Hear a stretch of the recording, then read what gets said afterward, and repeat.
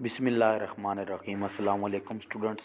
Question number 21 पे आ जाते हैं। Exercise 4.3, convert each of the following equation into slope intercept form, two intercept form and normal form. ठीक है, तो slope intercept form y is equal to M X plus C में convert करना है। जैसे कि पार्ट ए है 2x minus 4y plus 11 is equal to 0, और लास्ट में कहता है length of perpendicular from 0 0 to each line. ठीक है, चलें वो भी p यानी कि फाइंड करना है, इन शॉर्ट ये कहना चाह रहा है।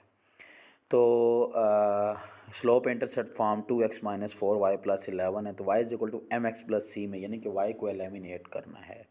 तो क्या करते हैं जी कि 4y is equal to 2x plus 11 कर देते हैं, इसको 4 को डिवाइड कर देते हैं, तो y is equal to 1/2x plus 11/4। तो स्लोप इंटरसेप्ट फॉर्म में कन्वर्ट हो गया, जिसमें आपके पास स्लोप है 1/2 और इंटरसेप्ट जो है वो 11/4 है।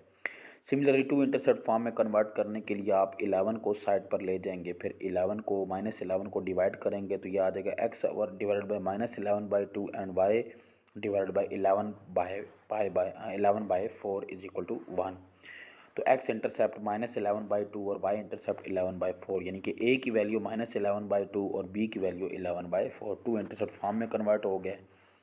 नॉर्मल फॉर्म के लिए आप देखें तो a आपका 2 है और b आपका -4 है, तो इसी का स्क्वायर रूट लें, 2 स्क्वायर रूट 5 है, तो इसी को डिवाइड कर दें, तो x over square root 5 minus 2y over square root 5 is equal to -11 over 2 square root 5 आ जाएगा। ठीक है, तो नेक्स्ट आप cos alpha -1 over square root 5 ले लें और sine alpha 2 over square root 5 ले लेते हैं। तो alpha lies in second quadrant, क्योंकि कॉज नेगेटिव है साइन पॉजिटिव है, तो ये कौन सा क्वाड्रेंट है? सेकंड। तो काज इनवर्स ऑफ -1 और स्क्वायर रूट 5 116.57 डिग्री है। तो ये नॉर्मल फॉर्म होती है एक्चुअल में x cos alpha plus y sine alpha is equal to 11/2 square root 5। ये p है आपका। ठीक है, distance from origin, normal form से ही p आ जाता है ना। तो अल्फ़ा की वैल्यू आप 116.57 सेकंड क्वाड्रेंट डिसाइड होने के बाद वैल्यू को लिख लेंगे। सिमिलरली पार्ट बी भी आपका ऐसे ही है, to intercept form normal form slope intercept form में कन्वर्जन करेंगे, और इसी तरीके से आपका पार्ट सी भी है। ठीक है, तो नेक्स्ट आपके पास है general question of straight line, जो है वो A X plus B Y plus C is equal to 0 होती है। ठीक है, जो कि बात हम पहले भी कर चुके हैं। तो उसकी स्लोप को कन्वर्ट करने के लिए स्लोप इंटरसेप्ट फॉर्म में B Y is equal to minus A X minus C करते हैं, तो Y is equal to minus A by B X minus C by B है। तो यहाँ पर डायरेक्ट स्लोप निकालने का तरीका क्या है कि minus coefficient of x divide by coefficient of y, और इंटरसेप्ट निकालने का coefficient constant divided by coefficient of b और साथ माइनस मल्टीप्लाई कर देंगे। तो नीचे तो following check whether the lines are parallel perpendicular और नाइदर पैरेलल नॉर परपेंडिकुलर। बड़ी सिंपल सी बात है कि आपको कोई भी लाइन दो दे दी जाएंगी, उनकी स्लोप्स आप निकालेंगे, अगर इक्वल आ जाती हैं तो पैरेलल हैं, और अगर इक्वल नहीं आती तो प्रोडक्ट अगर -1 आता है तो परपेंडिकुलर, और अगर ऐसा कुछ भी नहीं होता तो नाइदर पैरेलल नॉर परपेंडिकुलर। तो आपने स्लोप कैसे निकाली? माइनस कोफिशिएंट ऑफ एक्स 2 है divided by coefficient of y 1 है, तो -2 स्लोप है, सेकंड वन की स्लोप -2 है, तो equal and slope lines are parallel. Similarly second part में प्रोडक्ट -1 है तो lines are perpendicular. Third part में आप देखें तो पहले की स्लोप आई है वो -1/2, दूसरे की 1/2, प्रोडक्ट -1 नहीं आया, -1/4 आया है, तो मीन्स कि ये नदर पैरेलल नॉर परपेंडिकुलर है। इसी तरीके से चौथे को देखें बेटा, डी वाले को, तो इसमें स्लोप आ जाएगी कोफिशिएंट ऑफ एक्स 4 है, तो नीचे कोफिशिएंट ऑफ वाई -1 है, तो 4 आएगी स्लोप पहले की। दूसरे की स्लोप आ जाएगी 12/-3 -12/-3 है, तो मीन्स वो भी 4 आ जाएगी, तो ये पैरेलल हैं। फोर्थ वन भी हम इसी तरीके से, फिफ्थ वन भी हम इस तरीके से कर सकते हैं। अच्छा, सिमिलरली आप आ जाते हैं जी क्वेश्चन नंबर 23 की तरफ। 23 जो है उसको हम बाद में सॉल्व करेंगे। ठीक है, उसमें एक और टेक्निक लगाएंगे, ये तरीका भी ठीक है, लेकिन उसमें आसान वे से उसको सॉल्व करने की कोशिश करेंगे क्वेश्चन नंबर 23 को।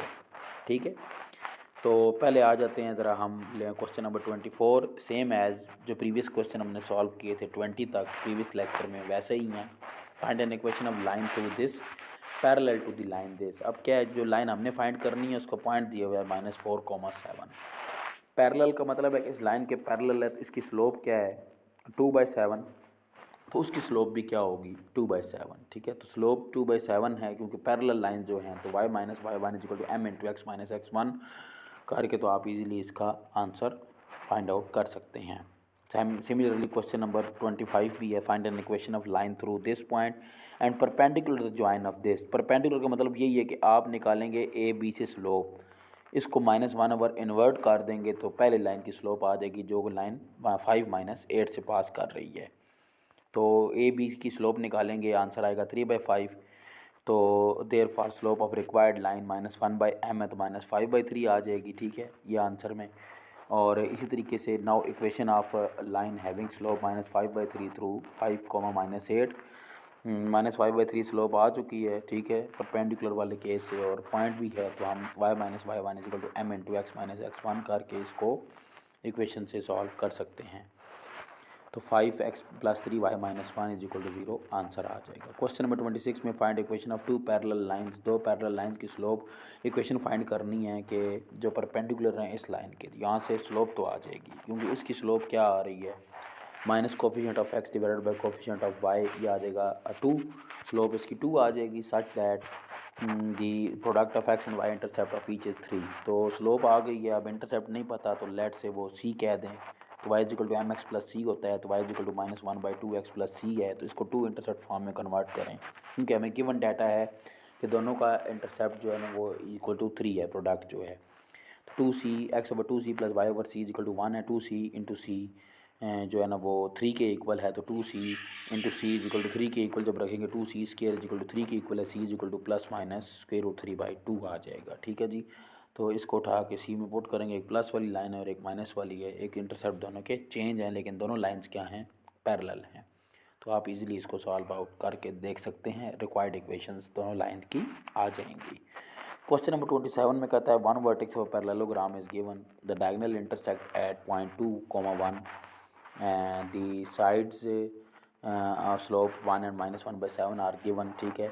तो we have to find the remaining 3 vertex, no problem. ये देखें फिगर में आपको ना ए और मिड पॉइंट दिया हुआ है 2, 1, ई कह दें, सी आप फाइंड कर सकते हैं मिड पॉइंट फार्मूला से, मिड पॉइंट फार्मूला लगा कर सी तो आ जाएगा। उसके बाद की बात क्या है कि स्लोप ऑफ ए बी 1 के इक्वल है, तो यहाँ से की इक्वेशन आएगी, स्लोप ऑफ बी सी -1/7 के इक्वल है, यहाँ से की और इक्वेशन आएगी। दोनों को साइमल्टेनियसली सॉल्व करेंगे तो x1 y1 की वैल्यू आ जाएगी, ठीक है। Similarly E is a mid point of B D, अब मिड पॉइंट है तो इसी तरीके से आप डी को भी फाइंड आउट कर सकते हैं, ठीक है। तो ये आपके पास मेथडोलॉजी है इस क्वेश्चन को सॉल्व आउट करने की, आप देख सकते हैं सॉल्यूशन आपके सामने है। अच्छा, position of the line with respect to the line, ठीक है, पोजीशन ऑफ पॉइंट। अब पॉइंट लाइन के ऊपर है, ये लाइन के नीचे है, ये लाइन के अबव है, ये लाइन के बिलो है, ये line on the line lie करता है। तो इसके लिए क्या है कि अगर आपका कोई पॉइंट अगर पुट करते हैं आप लाइन के अंदर, अगर इक्वल टू 0 आ जाता है तो वो तो है लाइन के ऊपर लाई करता है, और अगर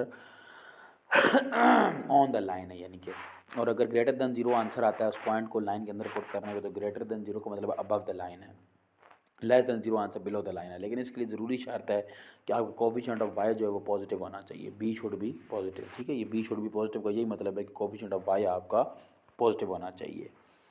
अच्छा, फिर कहता है कि आपके पास for example given points lies above the line और बिलो द लाइन है, तो ये पॉइंट आपको दिए हुए 5,8 2x - 3y + 6 है।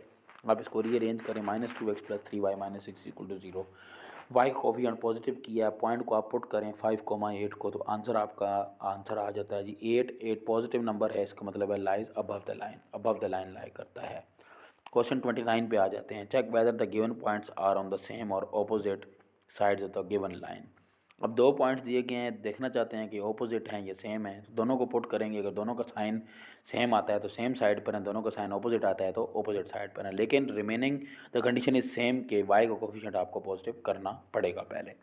तो पहली इक्वेशन देखें, 6x - 7y + 70 = 0, तो ये -6x + 7y - 70 = 0, 0, 0 को पुट करेंगे पहले, फिर -4, 7 को पुट करेंगे, ठीक है। तो आपके पास आंसर दोनों, एक लेस आ रहा है ग्रेटर आ रहा है, इसका मतलब है ऑपोजिट साइड पर लाई करते हैं, ठीक है। Perpendicular distance of a point from a line, हमने ये पढ़ा तो है distance of a point from a point, distance formula के थ्रू। अब हम पढ़ने जा रहे हैं कि किसी भी पॉइंट का किसी भी लाइन से डिस्टेंस फाइंड करने का तरीका क्या है कि परपेंडिकुलर डिस्टेंस फाइंड करेंगे, शॉर्टेस्ट डिस्टेंस। तो पी पॉइंट है और एल लाइन है, a x + b y + c = 0, तो D is a distance of a point from a line, ax1 plus by1 plus c mod divided by a square plus b square का whole square root है। ठीक है, ये formula use करेंगे, यानी कि आपने पॉइंट को उठा के लाइन के अंदर पुट करना है, डिवाइडेड बाय लाइन के एक्स और वाई के कोफिशिएंट के स्क्वायर का सम का स्क्वायर रूट ले लेना है, तो ये आपका डी आ जाएगा। Find the distance from the point P6, -1 to the line 6x - 4y + 9 = 0। ये पॉइंट एक दिया हुआ है और एक लाइन दी हुई है, तो let D denotes distance of a point P6 -1 from L line L, then यानी कि 6 के -1 पुट करेंगे एक्स वाई की जगह पे, ऊपर मॉड आ जाएगा divided by square root of 36 + 16 means के 6 का स्क्वायर -4 का स्क्वायर 16 हो जाएगा। सॉल्व आउट करेंगे 49/2 square root 13, this is your in units distance आ जाएगा। एरिया ऑफ ट्रायंगुलर रीजन, अगर 3 पॉइंट्स कोलिनियर हैं फिर तो वो ट्रायंगल नहीं बनाते, एरिया 0 आएगा। अगर 3 पॉइंट्स नॉन कोलिनियर हैं तो फिर वो लाजमी बात है ट्रायंगल बनाएंगे, और ट्रायंगल जब बनाते हैं तो उसका एरिया निकालने का तरीकाकार क्या है कि half x1 y1 1 x2 y2 1 x3 y3 1, ये फॉर्मूला लगाएंगे स्क्वायर यूनिट्स में, उसका एरिया आ जाएगा। Find the area triangular region, अब x1 y1 दिया हुआ है 5 3, x2 y2 दिया हुआ है -2 2, x3 y3 दिया हुआ है 4 2, तो हमने जस्ट इस डिटरमिनेंट में पुट करना है और आंसर फाइंड आउट कर लेना है। क्वेश्चन 32 में क्या कहता है कि the coordinates of the 3 points A B and C by computing the area bounded by the A B C check whether the points are collinear और नॉट। अगर तो एरिया आ जाता है नॉन जीरो तो फिर तो इसका मतलब है कि नॉन कोलिनियर है, और अगर एरिया नहीं आता तो इसका मतलब है कोलिनियर है। एरिया में नहीं आने का मतलब है जीरो आता है तो फिर वो कोलिनियर है। तो एरिया आ गया 14 यूनिट्स, इसका मतलब है 14 स्क्वायर यूनिट्स, तो मीन्स के area of a triangle non zero है, तो A B C are non collinear. तो ये आपकी एक्सरसाइज 4.3 जो है वो सॉल्व हो चुकी है, लेकिन इसमें क्वेश्चन नंबर 2, 12 और 23 हमारे पास अभी तक रहते हैं, तो वो हम इंशाल्लाह एक्सरसाइज 4.4 के बाद सीक्वेंस के साथ उसको सॉल्व करके करेंगे। रीज़न ये है कि ताकि जो पैरेलल स्टूडेंट्स चल रहे हैं बिल्कुल यानी साइमल्टेनियसली हर क्वेश्चन के साथ साथ चल रहे हैं, उनको तभी बात समझ आएगी जब वो इन क्वेश्चंस जो मैं करवाने जा रहा हूँ सॉल्व करने के बाद उन पर आते हैं, तो वो ज़्यादा हाथ बैठा हुआ होगा, क्योंकि स्लोप्स वगैरह के बारे में ज़्यादा कुछ चीज़ें पता चल चुकी होंगी, तो ईज़िली हम उसको सॉल्व आउट कर सकते हैं। ठीक है, जज़ाकल्लाह, बहुत शुक्रिया।